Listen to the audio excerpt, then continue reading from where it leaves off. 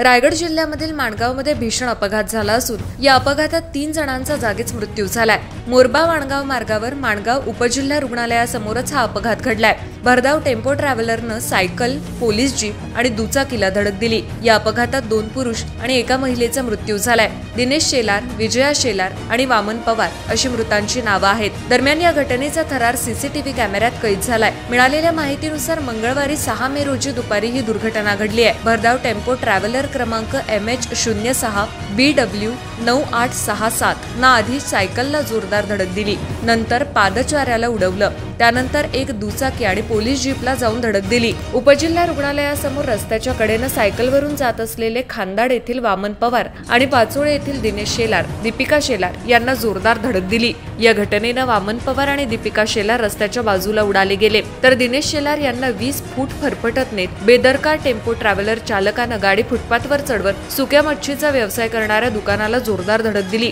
या अपघातानंतर बेदरकारपणे वाहन चालवणारा वाहन चालक फुटपाथवर गाडी चढवून घटनास्थळावरून फरार झाला। नागरिक आणि पोलिसांनी तत्परता दाखवून तात्काळ अपघातग्रस्तांना उपचारासाठी रुग्णालयात दाखल केलं। अपघातानंतर मोठ्या प्रमाणात नागरिकांची गर्दी झाली होती। अपघाताची माहिती कळताच माणगाव पोलीस तात्काळ घटनास्थळी दाखल झाले। अपघातग्रस्तांना जवळच असलेल्या उपजिल्हा रुग्णालयात उपचारासाठी नेत असताना खांदाड येथील वामन पवार यांना डॉक्टरांनी मृत घोषित केलं। त्यांच्या निधनानं सर्वत्र हळहळ व्यक्त करण्यात येत असून खांदाड गावावर शोककळा पसरली आहे। घटनास्थळी नागरिकांची मोठी गर्दी झाली होती। संतप्त जमावानं मुंबई गोवा महामार्ग माणगाव इथं रोखून धरला, तर ट्रॅव्हलर चालकाला लवकरात लवकर अटक करा, त्याला कठोर शिक्षा द्यावी अशी मागणी आता जोर धरू लागली आहे। रुग्णालय परिसरात मोठी गर्दी झाल्यानं मोठा पोलीस बंदोबस्त तैनात करण्यात आला होता। गेले 5 दिवस माणगाव शहरात मोठ्या प्रमाणात वाहतुकीची कोंडी होते। सलग 4 दिवस सुट्ट्या आणि 5 ते 6 मे रोजी एसटी कामगार संघटनेचं अधिवेशन असल्यानं वाहतुकीची समस्या आणखीनच बिकट झाली होती। तासनतास गाड्या थांबत असल्यानं नागरिकांना रस्त्यावरून चालणं अवघड झालंय। या अपघातानं सर्वत्र भीतीचं वातावरण पसरलंय।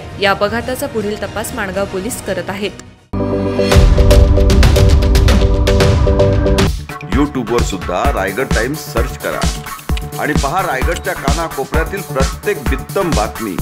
आणि हो, लगेच सबस्क्राइब बटनवर क्लिक करायला विसरू नका। रायगड टाइम्स, आपलं चॅनल, आपला आवाज।